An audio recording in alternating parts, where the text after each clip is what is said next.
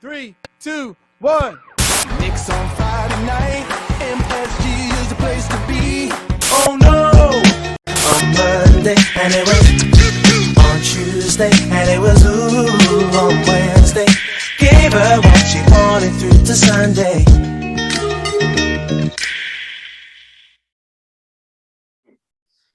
Knicks are back!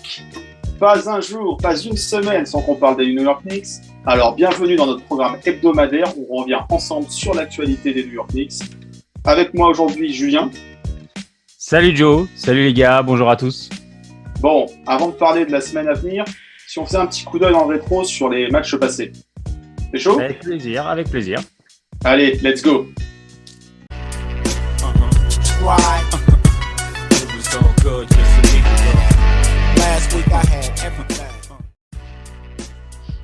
Alors Julien, qu'est-ce qui s'est passé sur cette semaine, sur cette pré-saison ? Qu'est-ce qu'ils nous ont fait de beau, nos Knicks ? Écoute, on a pu assister à 4 matchs de nos Knickerbockers préférés avec 4 victoires face à 4 équipes de la conférence Est. Donc on a eu Indiana pour un premier match de pré-saison, match intéressant où on a pu voir notamment nos recrues Kemba, Evan. Match très très intéressant avec une victoire maîtrisée de bout en bout par nos Knicks. Bon match d'Evan, particulièrement en tout cas pour moi, puisqu'il a réussi ses shoots, il s'est incorporé très bien dans le système de notre ami Tib. Et puis on a vu ce qu'on avait vu la saison passée, un bon Derrick Rose, un bon Julius Randle et un R.J. Barrett qui reste dans ses standards entre 15-20 points avec un petit shoot extérieur et ça fait plaisir. Ouais, une bonne rentrée en matière au Madison Square Garden, un public qui était déjà chaud bouillant pour la reprise. Donc ça faisait plaisir et un match plutôt offensif, hein. Il y a eu pas mal de points inscrits. Ouais. Ça, c'est peut-être une tendance à laquelle il va falloir s'habituer cette saison. Après, ça reste des matchs. Mais ça score. Après, ça reste des matchs de pré-saison, c'est le premier match. Voilà, Indiana n'était pas non plus en mode play-off ou même saison régulière en défense. Ça a été plutôt tranquille pour nous, c'était juste histoire de se mettre en route. Rassurant pour la victoire, ça faisait plaisir de voir le Garden chaud bouillant après une dernière série de playoffs face à notre ami l'Oiseau. Donc non, c'était plutôt cool, c'était plutôt sympathique. Deuxième match, on joue des Wizards un petit peu diminués, des Wizards un petit peu en dedans, et puis on est à l'extérieur, donc c'est un match intéressant. Oui, sur les Wizards, surtout une grosse adresse à 3 points. Ouais, et puis on n'était pas habitué à autant de tirs à 3 points pris et surtout autant de tirs à 3 points inscrits. Donc ça, c'était une agréable surprise pour ce déplacement à la capitale. Après, je sais pas si c'est quelque chose qu'on va retrouver sur toute la saison, parce que là, c'est encore une fois un match où on met tout dedans, un match avec du Evan, du D-Rose. On a aussi du RJ qui m'a surpris quand même à 3 points. Pour l'instant, il a l'air d'être dedans. Il a l'air d'être bon. Il force pas ses shoots. Il prend ce qu'on lui donne. Donc, c'est plutôt cool. Julius dans ses standards. Non, c'était intéressant. Taj, très bon. Non, match maîtrisé de bout en bout. Match solide. Match serein. Tu vois, ce qui s'en dégage le plus, c'est la sérénité. Sur ce deuxième match, tu te dis, bon, premier match face aux Pacers, tout roule, c'est à la domicile, l'euphorie est là, les nouvelles recrues. Chez les Wizards qu'on dit peut-être plus ou moins contender sur des places de play-off, moi je ne pense pas, mais certains outsiders nous l'ont dit, mais moi je ne pense pas. Voilà, des Wizards qu'on a tranquillement maîtrisé de bout en bout, match sérieux. Oui, mais on a retrouvé un petit peu du Kevin Knox sur ce match. Par contre, sur le match 3, c'était pas glorieux face à une faible équipe quand même des 3 Pistons, privés de leur rookie numéro 1, Cade Cunningham. Bon, c'était peut-être le match le moins convaincant dans la série des 4. Ouais, avec l'absence aussi de Julius, pour raison personnelle. Hein. Bon, il a son bébé qui est arrivé, félicitations à lui. S'il nous regarde, et je sais qu'il nous regarde, donc félicitations de Julius. Hein. Toute l'équipe de KNF est avec toi. On va pas se faire part encore, mais on est de tout cœur avec la famille. Moi, je sais que je serai là pour le baptême. Après, Joe, c'est pas son truc.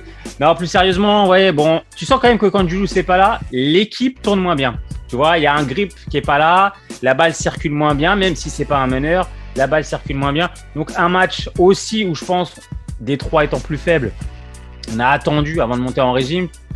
Ça a permis à Taj Gibson de faire un gros score, ça a permis à des joueurs de se montrer. du Jericho Sims, je pense aussi, tu vois. Voilà. Evan, sur ce match-là et sur en fait toute la série, parce que j'ai envie de parler un peu d'Evan, Cocorico, on a envie de parler d'une de nos recrues principales. Je pense qu'il est d'abord en train de se mettre en place dans le collectif. Tu vois, il a envie de prendre ses marques. Il a envie de se montrer auprès des coéquipiers sans jouer sa star, sans se dire, les gars, je vais manger vos tickets shoot, je vais prendre. Non. Il laisse le jeu venir à lui. Il se concentre aussi sur son placement défensif. Il n'était pas forcément très utilisé là-dessus sur Orlando, où sa première qualité, c'était le scoring, logiquement. Là, tu vois, on voit bien qu'avec Tib, il a envie de faire plaisir à Tib, il a envie de montrer des bonnes choses, il a envie de montrer au collectif qu'il est content d'être à New York et que le gars, il vient pour gagner des matchs et s'incorporer. Donc, on a vu un Evan timide sur le box scoring, c'est sûr, timide même sur les shoots, il n'a pas forcé, il n'a pas slashé vers le panier, mais c'est un Evan qui s'incorpore et ça fait du bien. On a vu des joueurs dont ça tourne et pour nous, c'était vraiment important, tu vois. C'est un Français, mais il a un rôle de couteau suisse dans cette équipe et c'est plutôt appréciable, même si, comme tu l'as dit, pour l'instant, on va dire la feuille de stats n'est pas mirobolante. Laissons la pré-saison aussi pour ce qu'elle est, c'est de la pré-saison, on verra en saison, mais il a déjà trouvé sa place dans le starting five. Il a de bonnes connexions avec Kemba Walker pour sûr, hein, ils se connaissent déjà, mais également avec les autres coéquipiers, avec RJ Barrett, avec Julius, donc c'est plutôt intéressant et on a hâte de voir la suite. Et puis enfin, il y a eu le match de cette nuit. Là, on enregistre juste après le dernier match face aux Wizards. Et là, c'était un match galère pendant 3 quarts temps. Et puis le réveil, le déclic, au 4e quart-temps où le public poussé était déjà chaud bouillant. Et une fin de match héroïque de Julius qui nous met un buzzer beater pour faire taire certains qui pourraient le traiter de joueur non clutch. Donc voilà un bilan de 4 victoires et 0 défaite pour cette pré-saison. De quoi donner le sourire à Tom Thibodeau et puis de quoi aborder sereinement cette saison 2021-2022 sur laquelle il y a quand même quelques attentes du côté de New York. Oh, le taf est fait, c'est le principal. Ce que je te propose maintenant, Julien, c'est qu'on parle de la suite. La pré-saison, c'est la pré-saison. On a testé des joueurs, on a vu des bonnes intégrations. Maintenant, qu'est-ce qui nous attend ? Let's go, on passe au programme de la semaine. Sunday, Monday, Tuesday, Wednesday, Thursday, Friday, Saturday, that's Sunday, Monday. Alors, qu'est-ce qui nous attend cette semaine ? La pré-saison, c'était sympa, c'était petit apéritif, mais maintenant, on va passer aux choses sérieuses. Est-ce que tu peux nous dire, Julien, quel est le programme des Knicks cette semaine pour la reprise ? Bah écoute, pour la reprise, dans la nuit de mercredi à jeudi, on va se régaler au Madison Square Garden en recevant les Boston Celtics. Gros match en perspective. Ouais, gros match en perspective. Pour un premier match de saison, c'est direct dans le bain. Contender à l'Est, du Tatum. En face de nous, du Jalen également. À titre personnel pour nos Knicks, il y a quand même du Kemba Walker et du Evan Fournier qui auront envie de bien faire forcément contre leur ancienne team. La rivalité Knicks-Celtics a toujours été existante. Donc voilà, tout le monde aura envie de briller au Garden. Donc ça, c'est sûr. C'est un régal pour le premier match. À titre personnel pour nos Knicks, nous, ce qu'on veut, c'est une victoire. Oh oui, il faut bien démarrer. Et il faut confirmer la pré-saison, c'est pas un fait de paille. D'autres équipes ont beaucoup plus galéré que nous. Nous, on sort de 4 victoires. On sort d'une saison régulière et d'une série de playoffs l'année dernière convaincante. On en a déjà parlé sur le podcast de la KNF. On vous invite à aller nous écouter. Mais on a déjà parlé de l'intersaison qui a été très réussie du côté des Knicks. Donc, on a envie de voir du Kemba Walker, on a envie de voir du Derrick Rose, on a envie de voir du RJ Barrett, on a envie de voir du Evan Fournier et on a envie de voir du Julius, tout simplement gagner le match. C'est tout. Il n'y a pas d'autre chose à dire. La win obligatoire. Après 4 victoires en pré-saison, même si les adversaires étaient quand même d'un calibre en dessous, là, il faut marquer les esprits en débutant fort chez soi, au Madison Square Garden, face à une équipe qui est tout de même assez costaud. Même si la saison dernière, ça a été compliqué. Il y a quand même un changement de coach au Boston Celtics. Il y a le retour de Al Horford. Voilà, je n'ai pas à titre personnel suivi leur pré-saison, mais j'ai suivi celle des Knicks. Et moi, j'ai envie de voir encore une équipe offensive, rugueuse en défense, et qui passe un message d'entrée de jeu. Ça va être compliqué cette année de venir gagner au Garden. Donc Boston, ça, c'est ce qu'on attend pour l'opening night dans la nuit de mercredi à jeudi. Boston, sur les dernières saisons, est un contender avéré. Nous, on monte en puissance. Eux, je trouve que c'est une équipe qui stagne pour moi. Alors attention, ça va être difficile. Voilà. Danny Ainge sort d'une intersaison qui a été plus compliquée pour lui, donc du coup, il a été remplacé. Le nouveau rôle de l'ancien coach, je n'ai plus le nom et les fans des Celtics m'en voudront pas. D'ailleurs, s'ils m'en veulent, je m'en fous. Mais voilà, est passé le GM. Donc voilà, il y a un nouveau coach, comme tu l'as dit. Faut en profiter. Les Celtics vont peut-être pas être en place. Nous, on est en place. On sort d'une saison carrée, d'une pré-saison carrée. Donc le premier match à domicile, faut le prendre. Obligation de win. Voilà, ça risque d'être un match quand même compliqué. On va pas le gagner de 20 points, je pense pas. Maintenant, voilà, on peut dérouler. Et ce que j'ai aimé sur cette pré-saison, c'est qu'on est capable d'avoir une équipe régulière avec une deuxième unit qui est plus forte que l'année dernière. Donc cette année, face aux Seas, je pense sincèrement que le match devrait se finir par une victoire. Bien sûr. Et alors, après ce match, qu'on espère victorieux, qu'est-ce qui nous attend ? Bon, on se déplace à Disney, on va à Orlando pour essayer de taper le Magic. Bon, sur le papier, pareil, on doit taper le Magic. Le Magic, c'est une équipe qui est en complète reconstruction. C'est une équipe qui a perdu ses pièces comme Vucevic, Fournier l'année dernière. Une équipe qui vise peut-être pas les playoffs. Non, c'est sûr qu'ils visent pas les playoffs. Je pense qu'eux sont dans une reconstruction. Ils vont chercher peut-être un haut choix de draft en fin de saison. Après, nous, franchement, si on gagne pas à Orlando, c'est pas un bon signe pour le reste de la saison. Donc, ça serait déjà un premier couac. C'est jamais facile. Deuxième match à l'extérieur, toujours compliqué. Les voyages, les protocoles Covid et tout. Ok. Maintenant, sur le papier, franchement, sur toutes les lignes, on est supérieur à Orlando. Et ça fait plaisir. Orlando ne peut pas nous prendre ni à l'intérieur, ni à l'extérieur. Ils auront du mal à arrêter Julius. Ils auront du mal à arrêter un Kemba, voire un Evan Fournier contre une de ses anciennes équipes. Qui sera motivé pour retourner. Exactement. Et RJ aussi, qui a vraiment progressé. Franchement, ça va être très compliqué pour le Magic de nous stopper. Et à part immense surprise, moi, je nous pronostique une deuxième win. C'est clair, je suis audacieux. Oh là là, je suis très audacieux. Une semaine de reprise, tout ça. Mais pour moi, c'est 2 wins. Alors, si vous allez sur les sites de paris en ligne, 2 wins. C'est la cote KNF. Voilà les recommandations. Après, on ne rembourse pas. Et après ce match à Orlando, c'est Orlando qui vient chez nous. Donc, c'est pas mal comme programme de reprise.